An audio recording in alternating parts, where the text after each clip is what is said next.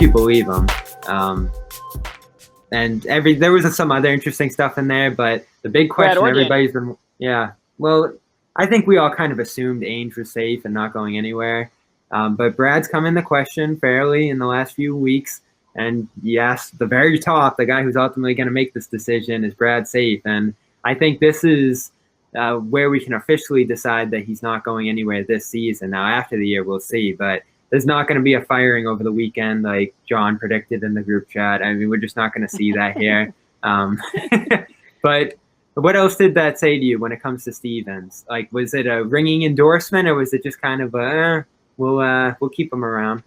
Oh, it's a ringing endorsement. It's a message to not only the fans but to the players. Like, if that even crossed your mind, no, figure it out, guys, because he's not going anywhere. And obviously that's an extreme, right? I mean, I don't think he did it as in like, I need to get the message out because Brad is worried. No, I think he did it as more of something to motivate the players, something to obviously tame the fans, because it's. Have either one of you remembered where it's reached this point that the fan base was calling for Brad to be fired? I mean, we saw a little bit of it last year after the playoffs, after they were bounced out of the Eastern Conference Finals, but not to this extent.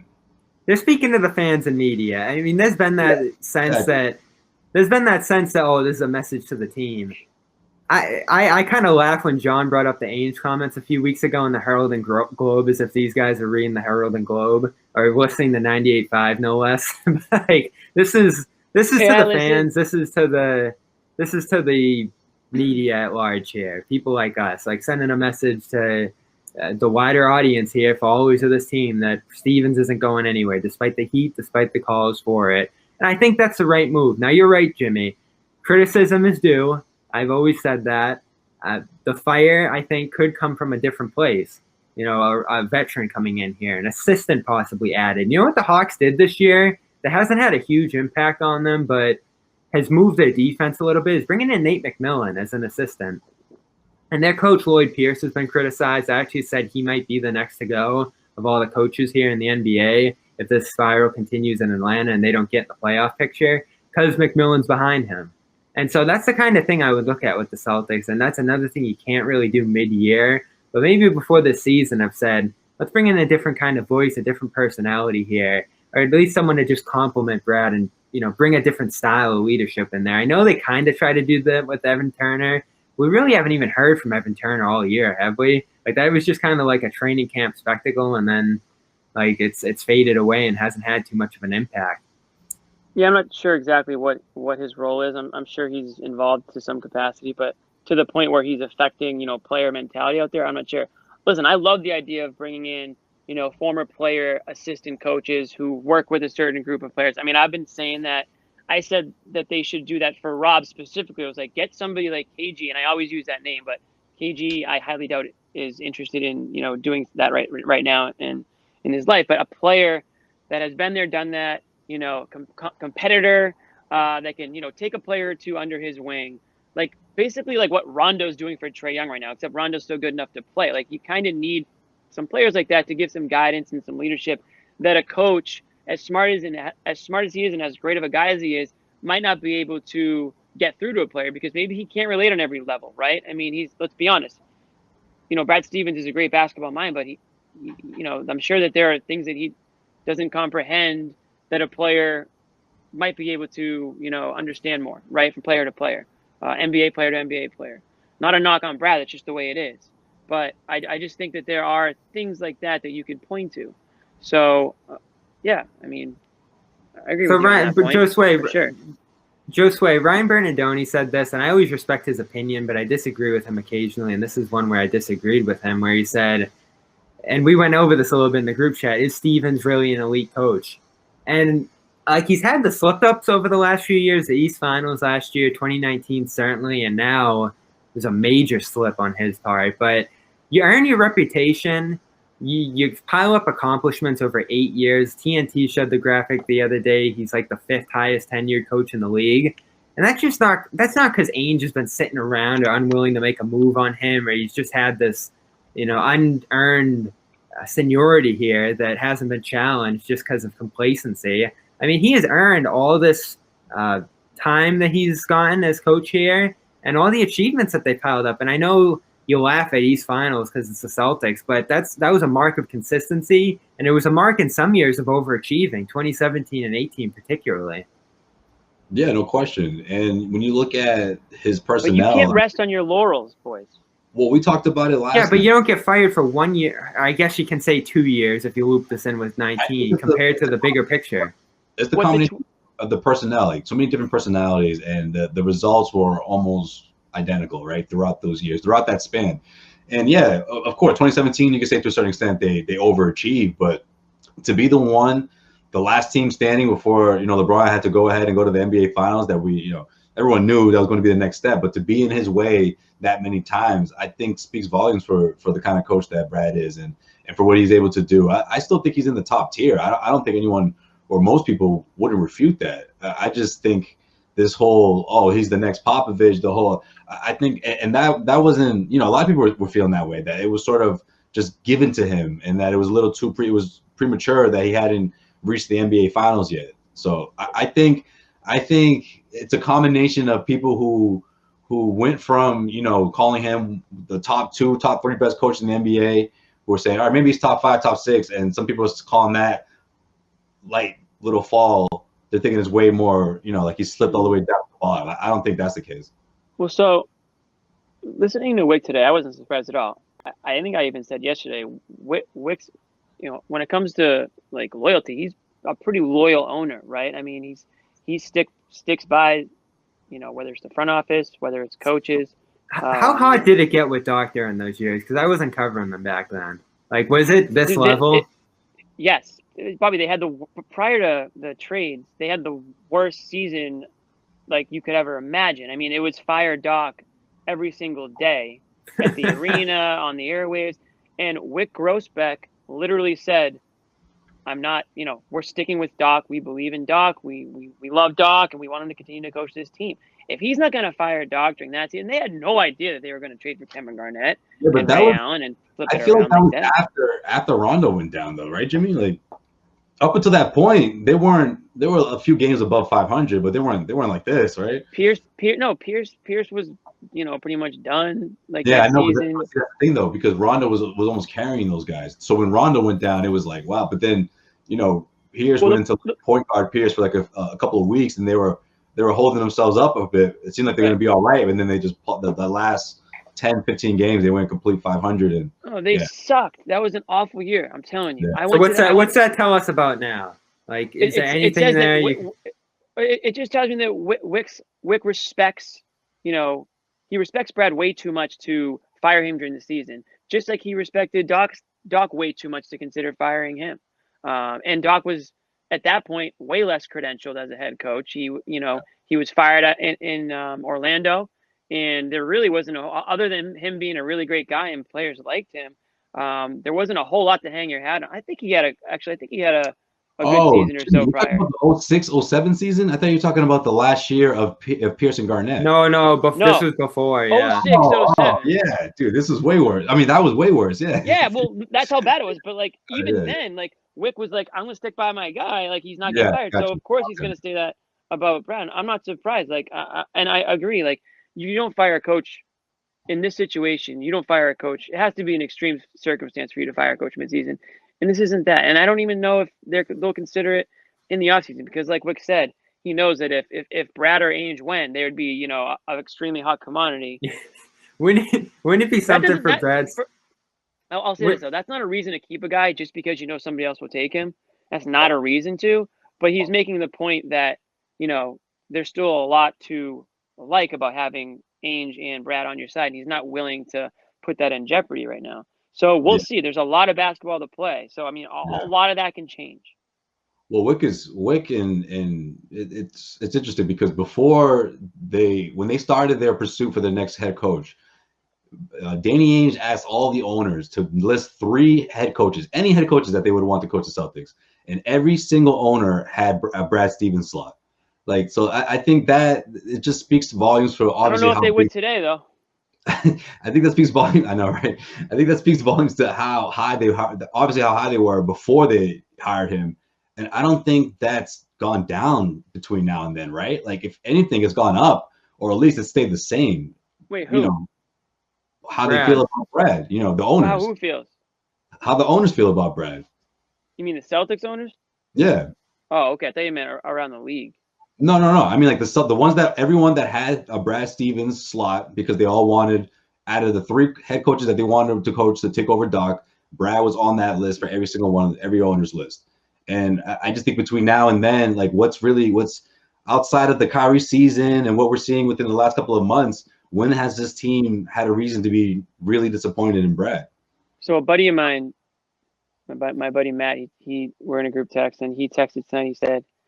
He said, I think Brad Stevens is a floor raiser, but I don't think he's a ceiling raiser. And I was like, you know what? I kind of like that. Like that kind of makes a lot of sense to me. Like he can, like, yeah, like, and I was like, damn, my buddy Matt Keith, if he's watching, I don't know if he is, but it kind of makes sense to me because like we've seen Brad raise the floors up to a lot of overachieving Celtics teams. But when it comes to going from where you should be going or where you are to where you should be going, it almost seems like there is there's a limit, right? I mean, players are leaving. You know what I mean? Like stars are leaving.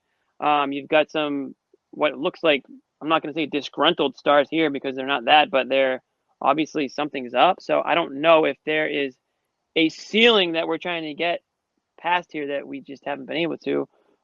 That's a knock. I think if you're looking for one so far, I think that you could probably put on Brad if you're trying to. Yeah. I don't know. I mean, he's always gonna feel the weight of what happened in 2019 because he did deserve some criticism in that and wasn't able to help that team get to its potential. So that was a shortcoming. This team, and he said this before the season and has repeated it throughout, maybe to preemptively prepare people for what was going to happen here. So this was going to be a massive challenge. The roster, the season, the way it's set up, they're not the only team underperforming around. I've mentioned the Heat and the Raptors who have had to overcome some awful starts here. And this whole Kemba situation that they've had to gone through, which has not been easy by any means. I mean, there was a lot that they were going to have to trudge through here. This was almost the opposite in many ways of 19. Like, expectations were through the roof that year. This year, once Kemba went down, it was like, oh, Jesus, this team ain't going to make the playoffs. And I remember I said, if they make it through that Kemba stretch at 500, I'd be impressed. And they made it through above at that point, and then the integration point has been the tough part there. So I still look at this and say, this team needs to give Brad the chance with a quality roster, a roster that can win it all. Like, he needs to get that opportunity. And that's why I look at the GM, I look at the ownership here, and I look at Jimmy, who doesn't want to add aggressively, and I say, you got to go do it. You got to give him a chance. Because if this spirals, if this keeps spiraling, Stevens is going to lose his job. Like, this is just going to get lower and lower and lower at this point with the faith that's been lost at the top level players. I mean, you mentioned it the other day. Was Brown calling out Stevens after one of the more recent games? He was saying, like, when's the team going to do what it needs to do here? Like, get some help, that kind of thing. Bobby, you keep going back to that point. I don't know, and somebody lied to you when they said that your job as a GM is to make sure it's as fair as it can be for the head coach. That's not the GM's job. The GM's job is to put the team in the best position to win, whether that's today, tomorrow, next day, or the next season. You're going to make the best decision. Well, those are kind of the same thing. Bill Belichick says it all the time. We do what we think is best for the team, not what's best for Brad Stevens. It might be unfair that Brad Stevens didn't get, a megastar at the trade deadline. But guess what? Join the crowd of every other NBA coach who won't get a player like that. He has the team that he has, and it's on him to coach them up. We can all agree that they're underperforming right now. So you have to put some blame on Brad. You don't just say, oh, Brad, you need another player now? Okay, let's drain the rest of the assets that we have and all our picks and any player that maybe might amount to something someday so that we can be fair to you, so you don't get fired. That's just not how it works. You hold on to those assets. You hold on to the TPE until you're ready to make what you think is the best possible trade to improve your team. And if Brad's still the coach at that time, great. No one's saying he's going to get fired at the end of the season anyways, right? If. It's like that, Jimmy, it's an if now. You're not buying. I'm saying whenever that day comes. Okay. If it is, great. But you're not doing it for Brad. You're doing it for the team. You're doing it because you want to win games, Well, not because you want to be fair to Brad. It's like what I was talking about last night. It's like all of the Celtics fans are like, fire Brad, fire Brad. Okay, well, you tell me who you have to replace it. Because if you don't have anyone, then what's the logic behind that? Like, how is It's that? not our job. It's not our job to have a list of replacements. Who had Brad Stevens as the Celtics replacement when Jock Rivers went to the Clippers? Who in this room had Brad? Nobody. Nobody in the chat had Brad Stevens. It's not our job. It's not our job to say, here's who you need to replace Brad with. And we're not saying replace Brad. All we're saying is there are issues here, and nobody is on a pedestal high enough. Do you think Grousbeck was being truthful, Jimmy? Yes, I do think he was being truthful. Well, I mean, what did he really say? He's not that he believes in Brad and he believes in Danny. Of course he does. I think he does. Yeah. Well, but that doesn't mean that's going to change. Things change. That's my point. Information changes. I mean, the season plays itself out, and they suck. Then they have no choice but to make some changes. They might still stick with Brad. They might truly want to stick with Brad and stick with Ainge, and they'll have to make some serious player moves. Obviously, a change will have to come. But I believe Wyc when he goes on and says that he believes in Brad and he believes in Ainge, and I believe him when he says that he believes in Brown and Tatum. I mean, did that sound like a guy who wanted to even consider the notion of Brown or Tatum being unhappy and potentially wanting to go somewhere else? He shot that down very quickly when I think it was Maz may have mentioned something along the lines. He was like, the ink is still wet on their contract, so yeah, he's not even considering a team that doesn't have Tatum or Brown. So yeah, I believe what he said. I mean, I don't think anything he said was like groundbreaking either. I think he went and he said a lot of what we probably expected him to say. The team's not a contender. He believes in the front office and the coaching staff, and he expects the players to play better. Whether or not they do, we'll find out, and then they'll make decisions from there. But did anything surprise you, Josue?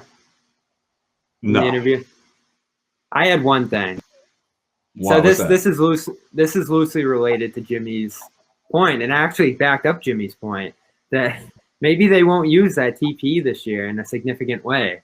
They asked him about expectations for that TPE, and he started mentioning the hard cap and the restrictions that are on them. And the way he mentioned the hard cap was kind of deceptive. Like, there's not just this hard cap on them that like says they can't do anything here. You can send out some money and use that as a way to pick up someone for the full TPE here. Like, yes, you can't go over, I think the number is 20 million, but if you send out 8 million, you can get to 28 million. So that was kind of deceptive, but I think he essentially set up expectations for that TPE as maybe a piece of it is used now, but the brunt of it probably expect the off season, which to me goes back to that point that the help may not be coming here, and that worries me significantly. Like, because this is just going to keep sliding to me. Bobby. We could tell you want that. You want the big fish.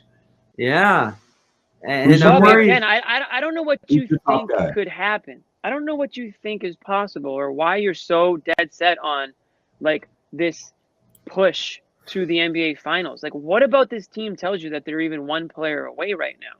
No, so I think Bobby's waiting for an all-star Julius Randle to get traded to the Celtics. Right. It's like, I have not mentioned that name. This isn't a one-year window. This isn't a one-year window. Like, what? Yeah.